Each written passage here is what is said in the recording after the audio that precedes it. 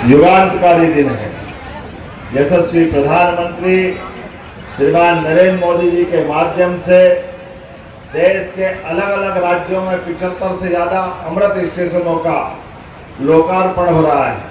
ऐसे में इस कार्यक्रम में मंच पर विराजमान माननीय प्रभारी मंत्री श्रीमती कृष्णा गौड़ जी, हमारे अपने मंच पर विराजमान माननीय मंत्री श्रीमान दिलीप अग्रवाल जी, हमारे रेलवे के सभी अधिकारीगण, माननीय यादवेंद्र सिंह जी, माननीय हरिशंकर खटीक जी, इस अवसर पर मौजूद आप सब दोनों हाथ जोड़ के आपको प्रणाम करता हूं, आप सबका अभिनंदन करता हूं। टीकमगढ़ की धरती पर आप सबको बधाई देता हूं। जब लोकार्पण हो रहा था दोनों हाथ ऊपर करो और जोरदार ताली बजाकर लोकार्पण का आनंद ले। सच में यशस्वी प्रधानमंत्री के नेतृत्व में धीरे धीरे देश पूरा बदल रहा है। हमारे लिए सौभाग्य की बात है, माननीय प्रधानमंत्री के नेतृत्व में सभी भारतीय वैज्ञानिकों, इंजीनियर और रेलवे के कर्मयोगियों ने वो करके दिखाया जिसकी कभी कल्पना नहीं की थी। 173 साल का रेलवे का इतिहास, और ऐसे में हमारे सामने सच में ये अमृत काल चल रहा है। शुरू से कोयले के धुएं और स्टीम से शुरू होने वाले इंजन से निकलते हुए धीरे धीरे करके डीजल, बिजली, अब आज तो हाइड्रोजन ट्रेन का शुभारंभ हुआ। जोरदार अभिनंदन करिए। दुनिया का बड़ा बदलाव हमारी रेलवे के माध्यम से हुआ है। आज जिंद से सोनीपत के लिए देश की पहली हाइड्रोजन ट्रेन को यशस्वी प्रधानमंत्री श्रीमान नरेंद्र मोदी जी ने हरी झंडी दिखाई है। अब भारत उन गिने चुने देशों में शामिल हो गया जिसने इस स्तर पर जाकर के काम किया है।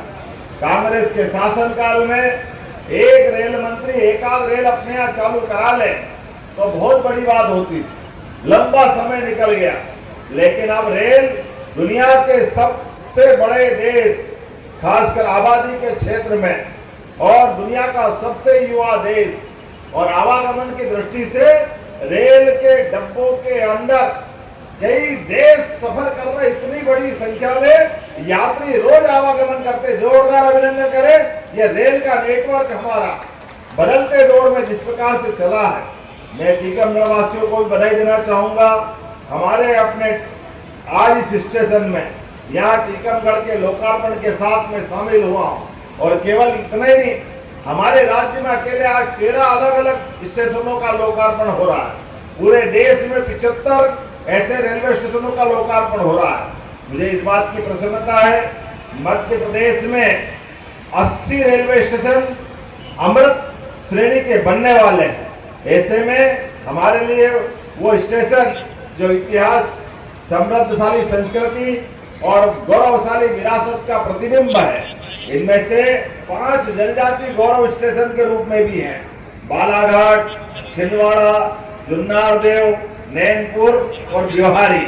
मुझे इस बात की प्रसन्नता है, नक्सलवादियों के खिलाफ भी हमारी सरकार ने यशस्वी प्रधानमंत्री और माननीय गृह मंत्री जी के नेतृत्व में पूरे देश से नक्सलवादियों का सफाया हुआ। और मध्य प्रदेश वो राज्य है जिसने लाल सलाम को आखिरी सलाम सबसे पहले किया। जोरदार अभिनंदन करें अपने राज्य के नागरिकों के लिए, जिनके माध्यम से आज मैं बात कर रहा हूं। ये हमारा बुंदेलखंड का गौरवशाली अतीत, बुंदेलखंड के भी क्या कहने, आला उदल का समय चल रहा है। आला उदल की उस प्रकार की गौरवशाली विरासत के बलबूते पर एक को मारे दो मर जाए, तीसरा धोस खाए मर जाए, मरे के नीचे जिंदे घुस गए, ऊपर लाश दही सरकाए। क्या आनंद आता आला उदल का। बड़े लड़ैया महुआ वाले जिनकी मार सही ना जाए। मैं तो वाकई में बचपन में बहुत बार आला उदल को पढ़ता हूँ, और वो हमारे उस गौरवशाली अतीत के बलबूते पर बुंदेलखंड भी हमारा बहुत समृद्धशाली अतीत को लेके एक नई दुनिया में पहुंच रहा है। आज यहाँ आने के पहले हमने नदी जोड़ो अभियान का एक बहुत बड़ा पूरे देश के लिए, दुनिया के लिए, भारत का तो अंडरग्राउंड टनल का सबसे बड़े प्रोजेक्ट का मैं लोकार्पण करके आ रहा हूँ। थोड़ा आने में विलंब हुआ, मौसम ने बेरुखी रखी, रास्ते में बारिश और घने काले बादल के कारण विमान हेलीकॉप्टर वालों ने कहा कि अभी हम तुरंत नहीं उड़ सकते, इसलिए विलंब से आने की क्षमा भी चाहता हूँ। लेकिन टीकमगढ़ में जब भी आता हूँ तो दिल खोल के आता हूँ। और क्या दिल खोल के आप स्वागत करते हो, आनंद आ जाता हमारे लिए। जोरदार अभिनंदन करें हमारे टीकमगढ़ के सारे प्रेम पूर्ण व्यवहार के लिए। एक बार फिर हमारी ये आध्यात्मिक खनिज संपदा से और अलग अलग प्रकार से जुड़ी हुई धरती, जहां राम राजा सरकार के और बुंदेली संस्कृति के कई प्रतिमान हमारे साथ जुड़े हुए हैं। बीते समय में यशस्वी प्रधानमंत्री के माध्यम से बुंदेलखंड वर्षों से अपनी एक अलग गौरवशाली विरासत लेके चलता है, लेकिन बुंदेलखंड से पलायन होता था। बुंदेलखंड से गरीबी और कई प्रकार की कठिनाइयों के कारण से लोगों का जीवन गुजर बसर करने में तकलीफदारी थी। ऐसे में हमारे यहाँ से केन बेतवा नदी जोड़ो अभियान, विश्व का पहला नदी जोड़ो अभियान उमा जी ने सपना देखा था अटल बिहारी वाजपेयी जी के समय, लेकिन कांग्रेस वालों ने अड़ंगे लगाए। जोरदार अभिनंदन करो उमा जी के लिए। साधी उमा भारती, टीकमगढ़ और उमा भारती की पहचान किससे छिपी हुई है? हमारे लिए सौभाग्य की बात है, हमारी नेत्री ने जो संकल्प किया यशस्वी प्रधानमंत्री के माध्यम से, श्रीमान नरेंद्र मोदी जी ने 1 लाख करोड़ की योजना यूपी और मध्य प्रदेश को मिलाकर, जिसमें 50,000 करोड़ की हमारी योजना और उस केन बेतवा नदी जोड़ो अभियान के माध्यम से बुंदेलखंड पूरा बदलने वाला। बुंदेलखंड जब बदलेगा हमारी खेती हरी भरी होने वाली, उद्योग धंधे, गांव में पीने का पानी। ऐसे में जब यहाँ पर सब प्रकार की संभावना है तो रेल यातायात को बढ़ावा देने की आवश्यकता है। ऐसे में हमारे इस बुंदेलखंड की धरती पर टीकमगढ़ के स्टेशन का लोकार्पण हो रहा है। मैं अपनी ओर से बधाई देना चाहूंगा। उल्लेखनीय है, खजुराहो के अंदर पर्यटन के माध्यम से भी खजुराहो की पहचान अलग प्रकार की है। हम कोशिश कर रहे हैं कि वहाँ और विमान उड़े, लेकिन जब मैं आपसे बात कर रहा हूँ तो सच में आज यहाँ पर अलग अलग क्षेत्रों से आए हुए बहुत सारे लोगों के साथ मैं पूरे देश के उस आनंद में अपने आप को भी शामिल मानता हूँ, जो हम अपने लाइन से देख रहे हैं। 75 अलग अलग प्रकार के स्टेशनों से हर एक कोई अपने आनंद के साथ नए स्टेशनों की शुरुआत करवा रहा है और आनंद के साथ अपने वर्तमान के समय में अपनी प्रसन्नता व्यक्त कर रहा है। तो आइए हम सब मिलकर के यशस्वी प्रधानमंत्री के नेतृत्व में टीकमगढ़ को भी आगे बढ़ाएं और लगातार एक के बाद एक धीरे धीरे करके एक नहीं अनेक क्षेत्रों में हम आगे बढ़ना है। मुझे इस बात की भी प्रसन्नता है, इसी वर्षाकालीन सत्र में यशस्वी प्रधानमंत्री के नेतृत्व में जनसंघ की जमाने से जिस बात को लेकर भारतीय जनता पार्टी ने कश्मीर की धारा 370 को समाप्त करते हुए जब एक देश एक विधान एक प्रधान की बात कही, तो हमारे अपने राज्य के अंदर ही अलग से प्रावधान क्यों होना चाहिए? ऐसे में धारा 370 का समापन यशस्वी प्रधानमंत्री के माध्यम से हुआ। जोरदार अभिनंदन करें। कश्मीर के अंदर आज बदला माहौल हमको प्रेरित कर रहा और उसी के साथ साथ 3 तलाक के कलम से भी मुस्लिम बहनों को मुक्ति मिली है। लेकिन अभी राज्य के अंदर भी कई सारी बाधाएं, आज मध्य प्रदेश के अंदर अलग अलग प्रकार के धर्मों के आधार पर कानून बने, उन कानून का समापन करने की जरूरत है। मुझे इस बात की प्रसन्नता है, इसी वर्षाकालीन सत्र में एक देश एक विधान एक प्रधान, हमारे राज्य के अंदर हिंदू के लिए कानून अलग, मुस्लिम के लिए कानून अलग। ये क्यों होना चाहिए? क्या हिंदू क्या मुसलमान, सबका कानून एक होना चाहिए। इसलिए अगर राम एक शादी करता है तो रहीम को भी एक ही शादी करना चाहिए। मुस्लिम बहनों की जिंदगी क्यों खतरे में डलना चाहिए? हमने निर्णय किया वर्षाकालीन सत्र के पहले 10 लाख लोगों से सुझाव लिए। एक और बात महत्व की, यूसीसी में कुछ कट्टरवादियों को छोड़ दे तो 76% से ज्यादा बहनें मुस्लिम बहनों ने कहा कि हाँ हमारे लिए एक कानून होना चाहिए, उसमें हिंदू मुसलमान का भेदभाव नहीं होना चाहिए। इस दिशा में हमारी सरकार ने आगे बढ़ने के लिए इसी विधानसभा सत्र में ये कानून बनेगा, कोई अलग अलग नहीं रहेगा। सारे लोग एक कानून के अंतर्गत अपने जीवन की सारी गतिविधि चलाएंगे। तो आज अपने बीच में जब ये रेल की सौगात मिल रही है तो 2-4 दिन की और बात है, ऐसी बहुत सारी सौगातें लेके हम चल रहे हैं। राज्य के अंदर भी आज बदलते दौर में सभी प्रकार की समृद्धि लेकर के हमारी सरकार काम कर रही है।